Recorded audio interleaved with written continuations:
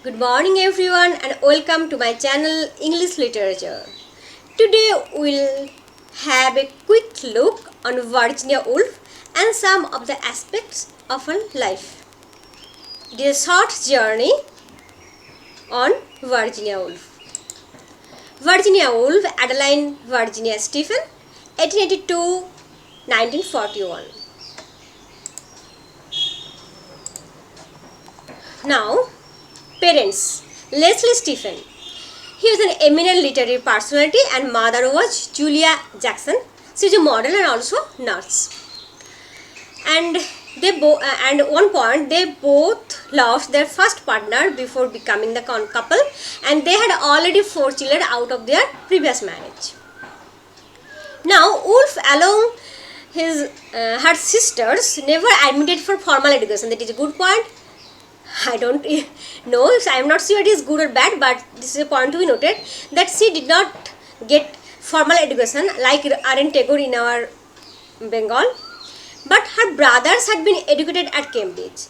And I think that Virginia Woolf's A Room of One's Own just discuss about this idea, this society's binary view on male or female. This thing that she did not get the chance to be admitted in college or admitted in school, but on the other hand her brothers get the chance being the male. But later period he just get the chance to be educated at ladies department of King's College, and there she came in contact with feminist writers, and it was a very good point to note that the feminist writer, they influenced her writings in a much further way. And he also started a family newspaper, and in that newspaper he just explored her ideas about the family matters at the first period. And throughout her life you find that Virginia Woolf was attacked by depression, and various reasons work for that. At the age of 13 she lost her mother. This was the first cause of her depression. Again she was sexually abused by her brothers, and this caused her again a nervous breakdown. Later period, when her father died, she fell in the third depression, and they are the major causes, but throughout her life he was various times he was suffering from this bout of depression. Now she uses stream of consciousness narrative style in her novels. She also connected with the Bloomsbury group, and here she came in the contact of Leonard Woolf, and they both fell in love and they married. A series of insanity haunted her throughout her life, but despite that she shined as a symbolic and powerful literary figure in 20th century English literature. Now Hogarth Press, it is important to note that most of her works were published through this press. Vita Sackville-West is an important character in Virginia Woolf's life. She was a novelist, poet and journalist, and as well as the protagonist of Virginia Woolf's Orlando. Virginia Woolf wrote Orlando keeping in mind it is actually framed on the character of Vita Sackville. Vita Sackville-West was her friend and also at the same time her lover. The romance between them was something unique, and she then married to Leonard Woolf in 1912. During Second World War, a bout of depression struck Virginia, and what happened? That they feared that they can be misplaced, and in 1940 due to German bombing their house was destroyed. It shattered Virginia Woolf. Being unable to cope with her despair, Woolf pulled on her overcoat, filled its pocket with stones and just suicide in water. Important works by Virginia Woolf. We will first have a look. First novel, that is The Voice Out, 1915. It was originally titled as Melambrosa. It is very important to note down, keep it in point in mind, that what was the original title of her first novel, The Voice Out? It was Melambrosa. And Clarissa Dalloway, that was who was also the character of Mrs. Dalloway, was also present here. So which was the character that was present in both The Voice Out and Mrs. Dalloway? That is Clarissa Dalloway. And the second novel, Night and Day. Third novel, Jacob's Room, that is partly based on Woolf's brother Toby Stephen, who died of a fever in 1906. So Jacob's Room was based on Toby Stephen, who died of a fever.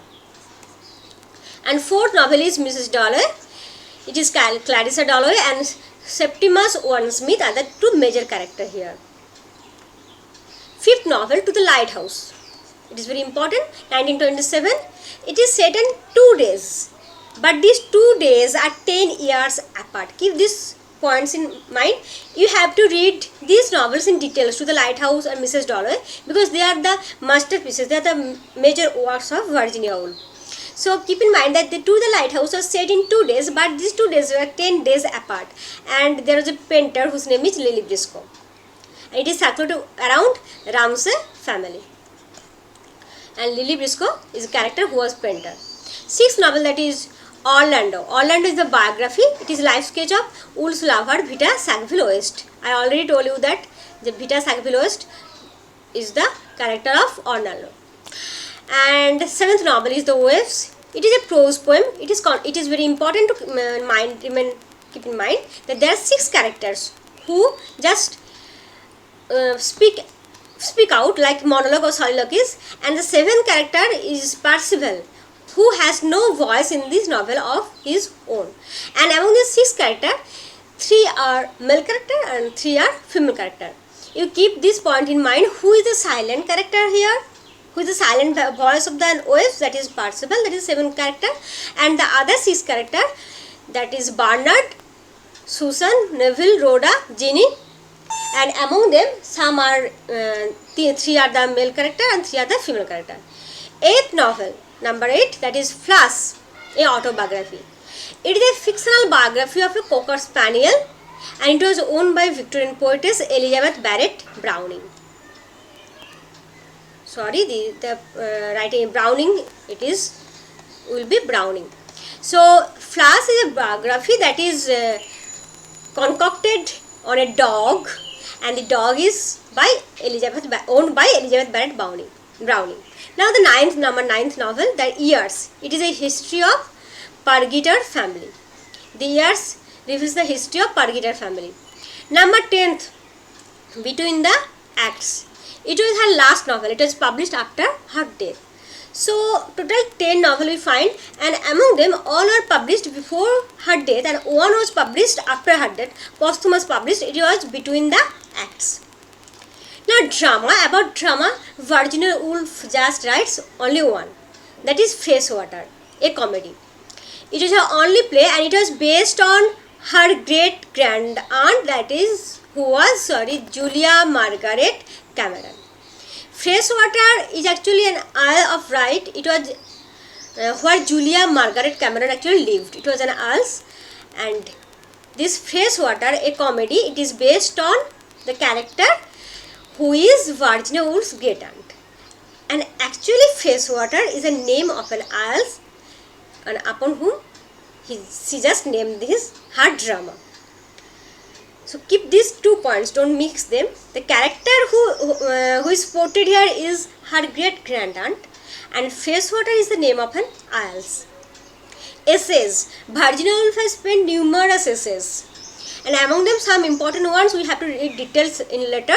A Room of One's Own, and the most beautiful line and the most revolutionary feministic line, whatever you can call humanistic line. Before feminism come humanism, and I believe in that. A woman must have money and a room of her own if she is to write fiction. Now there are some characters she discussed.